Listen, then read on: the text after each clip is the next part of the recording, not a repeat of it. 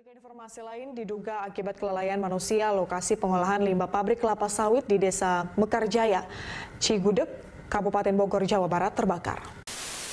Desa Mekarjaya, Kecamatan Cigudeg, Kabupaten Bogor, dan Jawa Barat, dibantu masyarakat terus berupaya memadamkan api yang terus meluas.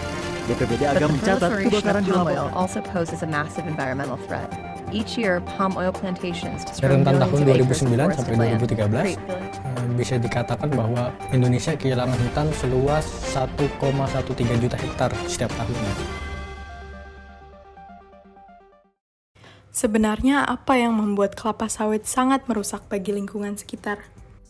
Kelapa sawitnya sendiri itu tidak damaging sama sekali. Bisa digunakan sampai kepada sticknya atau batangnya. Semuanya bisa dipakai sampai mendekati zero waste. Yang menjadi salah adalah tanaman ini adalah monokultur. Dia itu hidup biasanya ditanam hanya satu jenis. Ketika perkembangan kelapa sawit, khususnya di Indonesia itu menjadi lebih luas, mereka membutuhkan lahan yang lebih banyak lagi, dan ada lahan-lahan yang ditanam secara beragam, artinya bukan monokultur seperti hutan, itu juga digunakan untuk monokultur. Ketika ditanam secara masif, sampai menghilangkan ekosistem, disitulah merusak.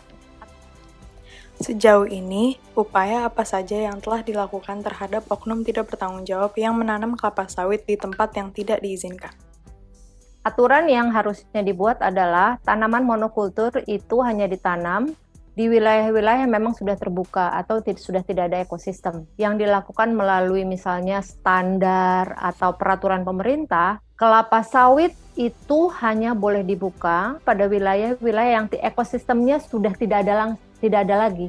Ekosistem yang masih ada itu tetap harus dijaga sebagaimana fungsinya untuk menyediakan rantai makanan, dan kelapa sawit atau monokultur yang lain hanya dibuka pada wilayah-wilayah yang memang tersedia dan ekosistemnya sudah tidak ada.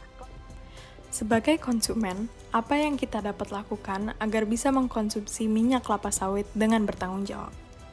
Kelapa sawit ini adalah salah satu komoditas yang rantai supply-nya sampai dengan konsumsi kepada konsumen itu jauh. Sehingga orang bahkan tidak tahu bahwa itu ada komponen kelapa sawit. Nah, setelah beberapa lama dan makin banyak kelapa sawit digunakan, orang makin sadar bahwa kelapa sawit jadi bagian yang tidak terpisahkan daripada kita semua. Yang dilakukan adalah edukasi bahwa kelapa sawit itu hampir di semua produk, 70% produksi yang kita makan atau kita konsumsi sehari-hari, dari mulai pasta gigi, minyak goreng, sampai segala macam. Ketika ada demand, ada supply. Kalau pembelinya itu tidak sadar apa yang digunakan, suppliernya juga cuek-cuek aja gitu loh. Ketika pembelinya ini sadar bahwa saya pengguna kelapa sawit, maka saya hanya mau beli kelapa sawit atau beli produk yang menggunakan kelapa sawit yang tidak ditanam di hutan. Setelah dia mengetahui apa yang dia konsumsi, dia minta bahwa apapun yang saya konsumsi, saya hanya memilih yang diproduksi tanpa merusak hutan atau tanpa merusak ekosistem. Dikatakan sebagai lambang produksi minyak kelapa sawit yang etis, apa maksud dari logo RSPO?